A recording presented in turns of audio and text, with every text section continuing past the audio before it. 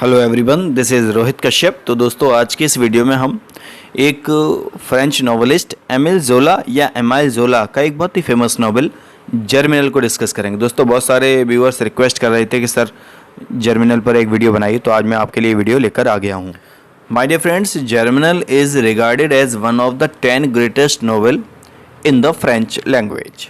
दोस्तों, फ्रेंच भाषा के 10 ग्रेटेस्ट नॉवेल में से जर्मिनल एक है।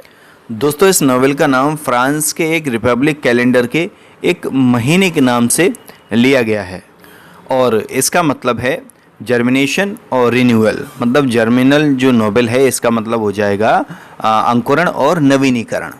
दोस्तों, ये जो नॉवेल है ये पॉलिटिकल स्ट्रगल और प्रोसेसेस ऑफ नेचर के बारे में बताता है। It was originally published in serial form in the newspaper ले गिल ब्लास। दोस्तों, ये जो नॉवेल है ज़ोला का जर्मिनल, ये मूलतः एक धारावाहिक के रूप में ले ग्लास नाम के न्यूज़पेपर में दोस्तों पब्लिश हुआ था। इस नॉवेल को टोटल 89 इंस्टॉलमेंट्स में बांटा गया है। बहुत ही बड़ा नॉवेल है दोस्तों ये। So the first instalment was published on 26 of November 1884 and last installment was published on 25th of February 1885 and finally it was published in the book form on March 2, 1885 और दोस्तों फाइनली ये एक book के रूप में publish हुआ था 2 मार्च 1885 में। दोस्तों, जर्मिनल उत्तरी फ्रांस यानी नदर्न फ्रांस में 1860s में हुई एक खदान मजदूरों की स्ट्राइक की कहानी है। इस नॉवेल को लिखने के लिए दोस्तों राइटर ने बुक्स का अध्ययन नहीं किया था, मतलब बुक्स नहीं पढ़ी थी, बल्कि वो 23 फरवरी 1884 को एंजिन नाम के गांव में जाकर दोस्तों उन्होंने उस खदान के बारे में जानकारी इकट्ठी की। जब राइटर ने वहां के लोगों से बात की तो उनको पता लगा कि 4 दिन पहले ही यहां पर स्ट्राइक हुई थी। दोस्तों, जिस गांव का मैंने अभी जिक्र किया था एंजिन, ये फ्रांस में एक गाँव है, तो ये मज़दूरों की हड़ताल के लिए यानी मज़दूरों की स्ट्राइक के लिए फेमस था।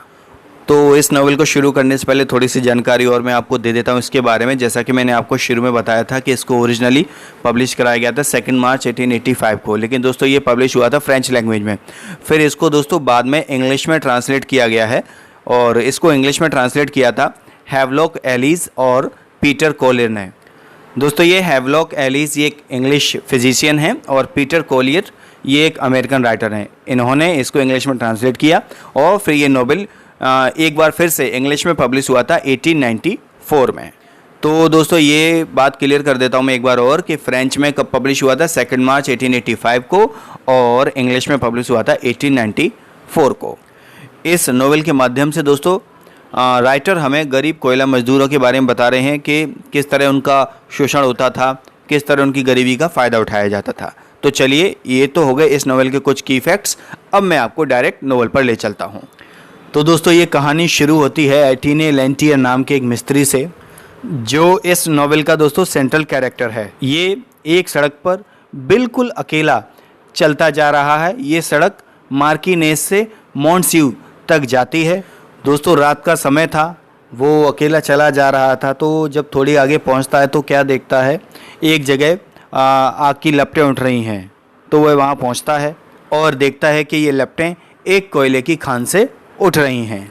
वह वहाँ पर दोस्तों एक बूढ़े आदमी से पूछता है कि क्या मुझे यहाँ पर कोई काम मिलेगा।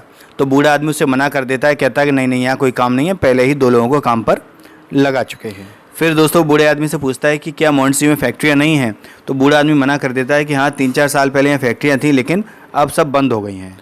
एटीने उस बूढ़े आदमी को बताता है कि वह यहाँ काम की तलाश में घूम रहा है। फिर इन दोनों में और बात होती है। तो बूढ़ा आदमी उसे बताता है कि वह मोंटस्यू से आया है और उसका नाम बोनेमोट है और सिर्फ जब वह 8 साल का था तभी से इस खान में काम कर रहा है और अब उसकी उम्र 58 साल की है।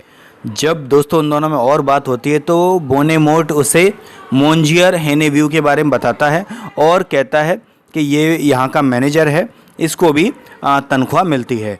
तो एटीने उससे पूछता है कि इसका मालिक कौन है, इस खदान का मालिक कौन है। तो बोनेमोट उसे मना कर देता है कि खदान का मालिक कौन है हमें नहीं पता।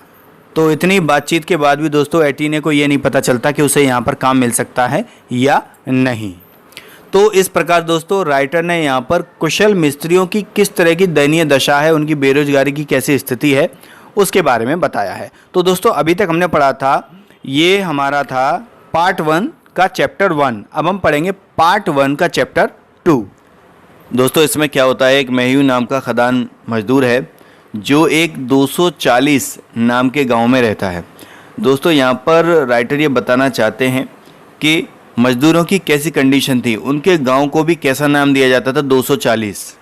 तो ये तो नाम हो गया दोस्तों, उसके गांव का नाम हो गया 240 यानी 240, और उसके घर का नंबर है 216 और वह सेकंड ब्लॉक में रहता है। उसके घर में दोस्तों उसकी एक बेटी है कैथरीन जो 15 साल की है, और हेनरी और लेनोर उसके दोनों छोटे भाई हैं, और दोस्तों जकारी उसका बड़ा भाई है कैथरीन का, और दोस्तों जीनलिन ये भी दोस्तों उसका भाई है, ये 11 साल का है, और ये अलजीरे दोस्तों उसकी छोटी बहन है कैथरीन की, ये 9 साल की है, और दोस्तों ये मेह्यूड ये इनकी माँ है यानी कैथरीन की माँ है, और एक और छोटी सी बच्ची है इनकी एसेल नाम की। तो दोस्तों टोटल ये सब 7 भाई बहन हैं, और दोस्तों ये एक ऐसे छोटे से घर में रहते हैं। यहाँ पर राइटर ये बताना चाहते हैं कि मज़दूरों की कंडीशन कैसी होती थी, वो किस तरह की लाइफ जीते हैं। तो ये एक ऐसे छोटे से घर में रहते हैं, या छोटा सा 1-2 कमरे हैं, उनमें 2-3 चारपाई पड़ी हुई हैं और 1-2 टेबल है। मतलब बहुत ही दयनीय कंडीशन है इन लोगों की। इनके घर में सबसे पहले कैथरीन उठती है, सबका ध्यान रखती है, सबके लिए खाना पीना बनाती है। और यहाँ पर राइटर दोस्तों इन लोगों के घर के बारे में बता रहे हैं कि इनके घर कैसे होते हैं। जैसे ईंटों के घर इतने ज़्यादा कमज़ोर हैं, उनकी दीवारें इतनी पतली हैं कि घर में होने वाली आवाज़ दूसरे घर में सुनी जा सकती है। जब इन लोगों के यहाँ दोस्तों कुछ खाने पीने के लिए नहीं होता है तो इनके पिता कहते हैं कि कुछ पैसे तुम कमा के लाओगे, कुछ कैथरीन कमा के लाएगी, है ना, कुछ उसके छोटे भाई बहन कमा के लाएंगे। तो इस तरीके से इनके घर का दोस्तों खर्चा चलता है। एक बात और मैं आपको बता दूं, जिस आदमी का जिक्र यानी जिस बूढ़े आदमी का जिक्र मैंने स्टोरी के शुरू में किया था दोस्तों, बोनीमोट, वो इन सब बच्चों का दादा है। वो रात में काम करता है, और जब ये सभी लोग काम पर चले जाते हैं तो जब दिन में सारे पलंग खाली हो जाते हैं तब वो आकर घर में आराम करता है यानी सोता है। तो जैसा कि दोस्तों मैंने आपको बताया कि इन सब के खाने पीने की व्यवस्था शुरुआत में यानी सुबह या शाम कैथरीन करती है, और फिर सारे लोग ये लोग तैयार होकर खदान में काम करने चले जाते हैं। तो दोस्तों इस तरह राइटर हमारा ध्यान उन गरीब वर्किंग क्लास लोगों की तरफ दिलाना चाहते हैं जिनको दोस्तों फैमिली प्लानिंग की कोई नॉलेज ही नहीं होती। उनके लिए प्राइवेसी की ज़रूरत ही नहीं है। जैसे कि आप ऐसा मान लीजिए, एक 15 साल की लड़की अपने भाइयों के सामने नहाती है, कपड़े पहनती है, लेकिन उस पर कोई भी ध्यान नहीं देता है, क्योंकि दोस्तों सेक्सुअल करप्शन मतलब यौनाचार उनके लिए एक कॉमन थिंग है, एक सामान्य बात है, और यही इनके लिए एक मनोरंजन का साधन है। तो दोस्तों ये था चैप्टर 1 का पार्ट 2, और इसके आगे अब हम पढ़ेंगे चैप्टर 1 का पार्ट 3। तो दोस्तों कहानी अब वहीं पहुंच जाती है जहाँ पर एटीने एक सड़क पर खड़ा है और खदान में आग लगी हुई है। तो एटीने एक आदमी से मिलता है रोड पर जिसका नाम है रिकोमे। एटीने उससे पूछता है कि मुझे यहाँ पर कोई काम मिलेगा। तो वो जो आदमी उसे मिला था रिकोमे, वो उससे कहता है कि तुम यहाँ पर यहाँ के निरीक्षक का इंतज़ार करो, वही बता पाएंगे कि तुम्हें काम मिलेगा या नहीं। इसके बाद दोस्तों क्या होता है, एटीने उस ग्रुप को देखता है जो मेहू और उसकी जो लड़की थी दोस्तों कैथरीन, तो वो लोग खदान की ओर आ रहे थे, तो उनको देखता है और उनसे पूछता है कि मुझे यहाँ पर कोई काम मिलेगा। तो मेहू उससे कह देता है कि शायद यहाँ पर अब तुम्हें काम नहीं मिल पाएगा। इसके बाद दोस्तों मेहू जो होता है वो दूसरे मजदूरों के साथ मिलकर और एक लेडी वर्कर को यानी एक लेडी मजदूर को परेशान करता है, छेड़ता है। सब लोग दोस्तों खुशियाँ मना ही रहे होते हैं कि उनके पास एक इन्फॉर्मेशन आती है कि लंबा फ्लोरेंस नाम का एक मजदूर मर गया है। तो ये बात मेहू वहाँ के निरीक्षक को बताता है और उससे कहता है कि आप उसकी जगह एटीने को काम पर रख लो। और दोस्तों इस तरह एटीने को काम मिल जाता है। इसके बाद दोस्तों एटीने, मेहू, जकारी, लोवेक और कैथरीन के साथ एक पिंजरे में बैठकर दोस्तों ये लोग खदान के मतलब अंदर उतर जाते हैं। आप लोगों ने देखा होगा जो कोयला मजदूर होते हैं वो अंडरग्राउंड जाकर काम करते हैं, तो वहाँ पर ये उतर जाता है काम करने के लिए। फिर दोस्तों नीचे उतरने के बाद इनको धीरे धीरे पैदल चलना पड़ता है। बड़ी ही मुश्किल से ये उस जगह पर पहुँच पाते हैं जहाँ इनको काम करना है। तो उसी जगह दोस्तों इन्हें एक ऐसा 25 साल का एकदम दुबला पतला हड्डी निकला हुआ आदमी मिलता है जिसका नाम है शेवल, और ये इन सब पर हंसता है दोस्तों, स्पेशली एटिने पर हंसता है। तो दोस्तों जब ये लोग वहाँ काम कर रहे होते हैं इनसाइड मतलब अंडरग्राउंड उस खदान में, तो जब वहाँ लेडी वर्कर होते हैं तो जो जेंट्स वर्कर होते हैं वो लेडी वर्कर्स को छेड़ते हैं, परेशान करते हैं और जैसे चाहे उनका फ़ायदा भी उठा सकते हैं। आप लोग समझ सकते हैं कि मैं क्या कहना चाह रहा हूँ। जब एटिने काम करते करते कैथरीन से टकरा जाता है तो एटिने के मन में तो कोई फीलिंग्स आती हैं लड़की के प्रति, लेकिन कैथरीन के मन में ऐसी कोई फीलिंग नहीं आती क्योंकि ये उसके लिए रोज़ की बात थी दोस्तों। वो वहाँ पर एज अ बॉय एक लड़के की तरह काम करती है और दूसरे मजदूरों के साथ काम करना, उनके साथ टकराना और अदर एक्टिविटीज़ होना उसके लिए ये कोई नई बात नहीं है।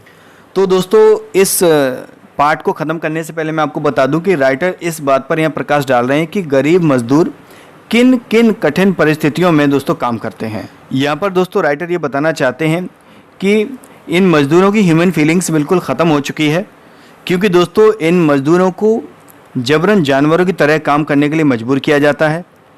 जिस तरह से जो लेडी वर्कर्स इनके साथ काम करती हैं उसको कैसे एक मनोरंजन का साधन बना दिया जाता है, इससे ये पता लगता है कि कैसे लोगों की मॉरल वैल्यूज़ ख़त्म हो गई है। और दोस्तों जो यहाँ लेडी वर्कर्स होते हैं वो किस किस परेशानियों का सामना कर करके यहाँ पर काम करती हैं, मैं आपको शब्दों में बयान नहीं कर सकता। ये दोस्तों पार्ट 1 का चैप्टर 3 ख़त्म हो गया है। तो अब हम अगली वीडियो में दोस्तों पार्ट 1 का चैप्टर 4 से डिस्कस करेंगे। एक्चुअली वीडियो ज़्यादा लंबी हो रही है और ये दोस्तों जर्मिनल ये बहुत ही बड़ा वर्क है, तो मुझे ऐसा लगता है इसकी मुझे 1-2 वीडियो और बनानी पड़ेंगी तभी वर्क कंप्लीट होगा। तो चलिए मिलते हैं अगली वीडियो में। Thank you.